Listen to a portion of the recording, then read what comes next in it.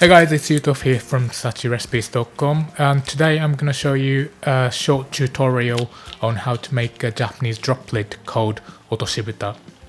Otoshibuta is a cooking tool used for slow cooked simmered dishes. It's basically a lid that sits on top of the liquid and stops it bubbling or evaporating too much. It's perfect for dishes that use ingredients that might break easily because it stops them from moving around. It also helps everything cook more evenly. A few examples of dishes that use droplets are sakana no nitsuke, chashu, or nikujaga. Anyway, let's get straight to it. First, take the pan or pot you plan to use and break off a square piece of baking parchment. You could also use foil if you don't have baking paper. It should be slightly bigger than the pan because we need to cut it down to size. Next, we fold it in half diagonally to make a triangle.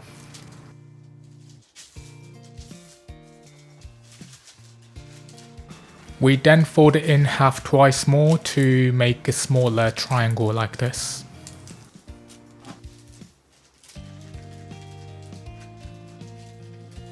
For the final fold, we bring the smaller closed edge to meet the long edge like this. It should look like this when you're done.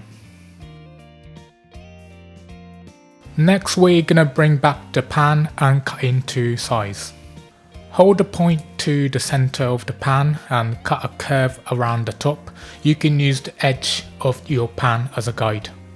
It doesn't need to be perfect, but it works better when it's slightly smaller than the actual pan. Next, we cut off the point. Try not to cut it too big. Finally, I'm just gonna make a few more holes along the edge by cutting small triangles. It's a little bit like making a paper snowflake.